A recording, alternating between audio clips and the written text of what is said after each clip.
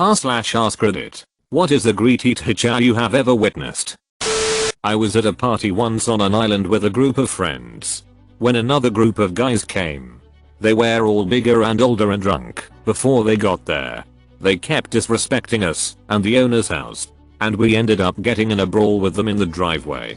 Even though they were all bigger, they used rocks and bottles. My friend got a croquet mallet and hit a dude full force in the forehead. I will never forget the sound it made. And everyone just stopped fighting. One of the girls started screaming, "Oh my god, he's dead. He's dead." And all the rest of them started to cry and ran into the house. Cops and EMS came. Cops arrested my friend on attempted murder and EMS took the downed guy to a helicopter pad to get immediate attention from hospital. Turns out the guy had a fractured skull and bleeding from the brain.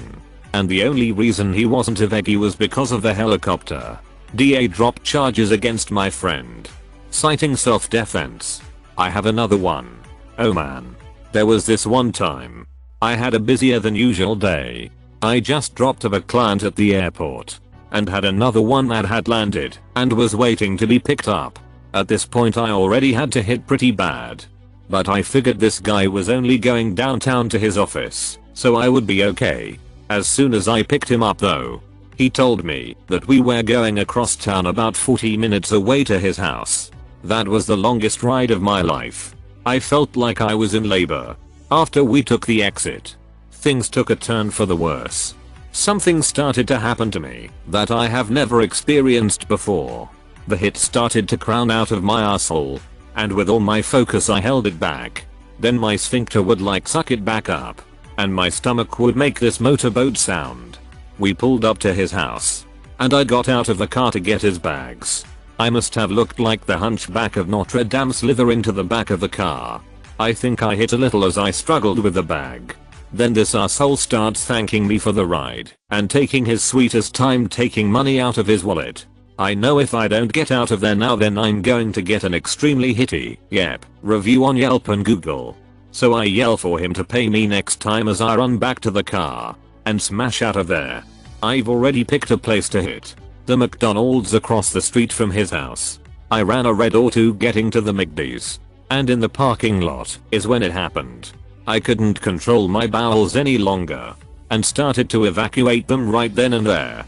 I didn't even pull into a parking spot. I just put the car in park and ran to the McD's. The ducking door was locked. I started banging on the window and got the attention of some doofus putting chairs up on tables. He unlocked a door to presumably let me know that they were closed for the night. But I didn't hear what he said because I just pushed right past him and ran to the hitter. I still laugh when I think about what I did in there. I had all sorts of hit on my pants. I did the best job cleaning myself up. Went home and took the rest of the day off. After that pickup, every time I need to use the bathroom with a client, I'll just pull over in a gas station if it's getting critical. I must have looked like the hunchback of Notre Dame slithering to the back of the car. This literally made me choke up with laughter. The 2016 US election. As someone from Europe, it's like watching two trains head straight towards each other at mind-bending speeds. But at least I have the outside perspective. You guys are stuck in the trains. Help us. I've told this story before, but it was a pretty good hitshow. The first wedding I ever went to was just a raging disaster. I didn't even know the couple. The groom was a friend of the guy I was dating, so I got dragged along as the plus one. The wedding was out on a golf course in summer, so it was hotter than hell out there. We wait. And we wait. And we wait some more, and I start thinking maybe the bride ran off. Then this white limo comes flying up the drive and literally screeches to a halt burning off some tire. Turns out the limo company forgot to pick up the bride. It's 2 hours later than it should been at this point when we finally get started. So the sun's going down. Naturally people do what they do and start taking pictures. And that's when the maid of honor hits the floor and has a grand mal seizure because the flashes set her off. So they call an ambulance and carry on with the ceremony, which was really awkward because the paramedics are there with this poor girl and the bride is saying her I do's and keeps looking over and shouting, "Tressie, I love you. I hope you're okay." I have no idea if her name was Tressie or not. I gave up and went home after the ceremony because it was late and I had stuff to do. The guy I was dating stayed for the reception though. According to him, the bride's mother got completely hit-faced drunk and started screaming that her daughter's wedding had been ruined. So she turned over the table with all the gifts on it and stomped on as many of them as she could. It's a pity because I'm sure the couple were nice people that just had terrible luck. But when I think of hitshows, that's the one that comes to mind first. Edit. Since this blew up, just addressing a few things that keep coming up. 1. I agree. I wouldn't wait for 2 hours for my limo either. This was 1999, so cell phones weren't readily available, but you'd think the bride would have called the venue and asked someone at the golf course to grab any number of people sitting out on their lawn to come pick her up. Driving herself may have been prohibitive because, as I recall, the dress was kind of puffy, but I seriously don't remember. I barely remember what I wore last week. 2. The maid of honor and her epilepsy. I assume she thought the ceremony was going to start earlier when flash photography wouldn't be needed due to the natural light. Then maybe when things started getting later she thought it would be too awkward to bail. I have no clue. Like I said, I don't know these people at all, and so I've got no ideas into their thought processes. 3. I was just sharing this to kill the last 15 minutes of work because I'm getting married myself, and this is sort of the metric I'm holding myself to, as long as there's no medical mishaps. Missing people or drunken tantrums, we're cool. If people want to not believe it, then hey, no skin off my nose. Much of that is just unfortunate. But why is it almost always the mother of the bride with the wanton crazy? That kind of hit is insane. The moms are trying to have the wedding they always wanted, but couldn't because their mom was trying to have the wedding she always wanted. It's a vicious cycle. Edit. Obligatory thank you for the gold. I would like to take this moment to thank my mother for crying when I got engaged because she hadn't had her facelift yet. In college, some guys all took hits in the same toilet and then put a huge firework in it and exploded the toilet. We saw them running out of the toilets and up the corridor laughing, then shortly afterwards heard this almighty bang. Myself and a couple of others went in to see WTF happened. Literal hitshow. Firecrapper. Well, Randy Bobbandy, there's a hit storm blowing. St. Andrew's Hall, downtown Detroit, year 2000. After buying a pre-sale ticket to an electronic show and waiting outside in the freezing cold for 2 hours, we left, only to discover a back door and just walked right in. There were drugs everywhere, which isn't that strange. But I mean, people were shooting up and snorting off any flat surface they could find. One addict looked like he was dead on the floor and no one seemed to care. Other people were barfing everywhere. All this is going on among about 1,000 people dancing and raving. I see a couple fights break out. 3 people get carried out while completely passed out and obviously odding on drugs. People having X on the dance floor. And then, all of a sudden, all the lights came on and the entire place is flooded by D and ATF agents with automatic weapons drawn. They weren't shouting instructions. So I just bolted the duck out of there into the freezing cold parking lot. Earlier in the night, I told my friends that if it went down we were to meet at a specific lamppost in the parking lot. They made fun of me for acting like their mom. But sure enough, everyone in the group ended up there and we left immediately to go an after party. I assure everyone, this did actually happen. I remember it very vividly because it's the only time I've ever had a gun pointed at me. St. Andrew's Hall varies a lot based on what promoter is putting on the show. When you said electronic show, I thought you meant an electronics trade show, and I was confused about why so many people would be shooting up drugs there. E3 has gone way downhill since it moved to Detroit. A few years back I walked into a nightclub bathroom to witness a rather inebriated patron leaning at a near 45 degrees against one of the urinals. I stepped up 2 urinals over, as courtesy dictates. Moments later, in my peripheral vision, it looks like this guy has either got a second wind, pulling some new dance moves, or is performing an exorcism. I guess it was the latter, as seconds later he's vomiting like Linda Blair. Unfortunately, in his state his dance moves are pure instinct and he goes to cover his mouth. Midstream, he ends up pissing all over his jeans and shoes. He notices this, so he goes back to grab himself, but still in cover mouth mode. It ends with him sort of cupping his hands around his crotch. So has just catching most of his vomit around his member. I'm now looking at a guy clutching his stomach contents around his junk. Then the flow starts again. It's like the saddest fountain in the world. The worst part was the look on the attendant's face. No amount of CK1 was sorting this out. Edit, I can confirm this was in the UK circa 2006. Runk guy was Danish. After he was removed we found him some 2 hours later with his friends. He was passed out at a taxi rank around the corner as no one would take him.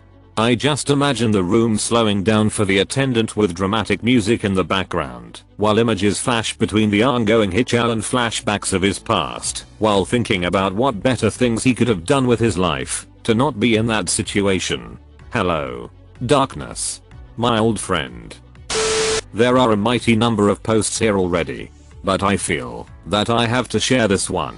My sister is an RN and recently got pulled to a wedding where her boyfriend was friends with somebody. Anyway, standard wedding going on. Maybe a little more drinking early on than as usual, but pretty boring. She gets up from the table and tells her boyfriend that she is going to the bathroom and will be right back. So she heads to the can and goes in and is punched in the face with odor. She finds a girl passed out in the toilet who has not only puked everywhere, but also hit herself. Keep in mind this is like 8 PM. So anyway, my sister being the consummate professional she is just starts dealing with it. She tries to get the door of the stall open, but it is locked and they can't get this girl out. She's concerned for her choking, so they tell someone to get the maintenance guy and also call 911. The maintenance arrives and he has no idea how to open the door. So my sister then tells him to go get a ladder and something long to flick the latch. He doesn't understand as he only speaks Chinese. So they have to go out in the wedding and find someone who speaks Chinese to translate. He comes back with a chair and a broom and opens the stall. The ambulance is not going to be coming anytime soon because it's a Saturday and Runk passed out at a wedding is a low priority. So anyway they get the door open and they pull her out. She is covered in her own hit and vomit.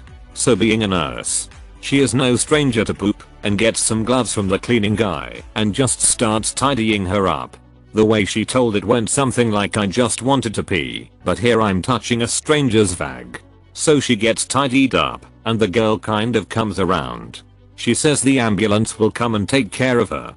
She doesn't want the ambulance, but too bad, so sad. It's coming.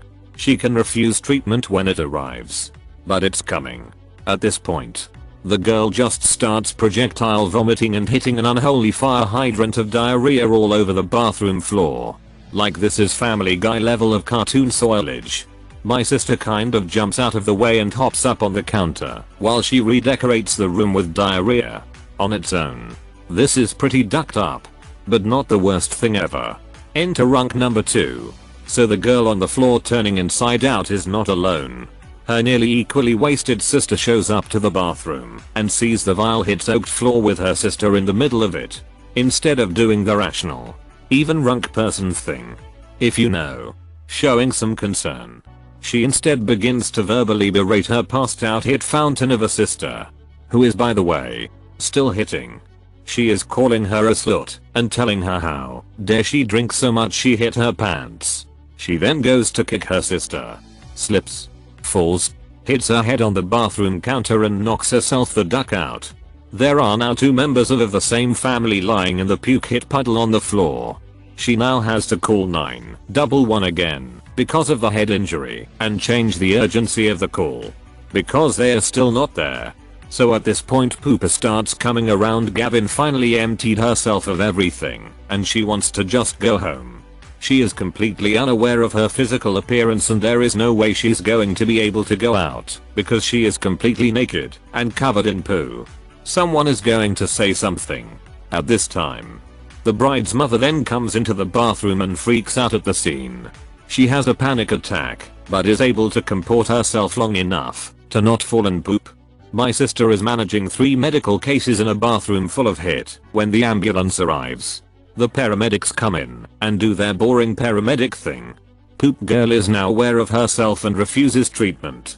Paramedics say okay and begin to leave. My sister then yells at Poop girl that she is going to get on the stretcher and go to the hospital. This convinces her and she agrees to go. Before they leave she asks what hospital they are going to and the Poop girl asks her to call her mom.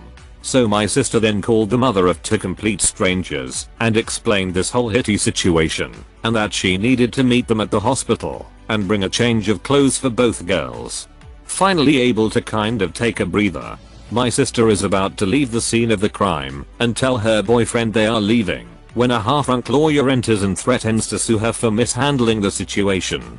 After helping two strangers covered in their own hit, she is now being threatened with a lawsuit. Meanwhile her boyfriend is like, "Where the duck did you go at the table?" She goes back to the table and tells him they are leaving, having never been able to pee herself. That I felt I needed to share, even if it's thousands of posts down. Your sister is a goddamned hero. I'm a nurse. Can confirm that dealing with two people covered in fesses in a confined space whilst a friend/relative is having a panic attack with someone else threatening a lawsuit at you whilst you're trying to convey the importance of a situation to someone over the phone, who has zero vested interest and many other things on their mind, all whilst you were happily minding your own business on the way to do something unrelated to the whole scene. Happens many times each working day. It's like our primary skill set. New Year's Eve. Quite a few years ago, my oldest daughter, then 5 years old, was staying up till midnight for the first time. Foreshadowing, she spent the whole evening basically sucking down soda and shoving chips etc in her mouth. Right after the ball dropped she fell asleep on the couch, so I picked her up to take her upstairs. I've got my arms under her butt and she has hers around my neck and her head is on my right shoulder. I got as far as the kitchen when she made a weird noise and I felt her stomach move. Duck.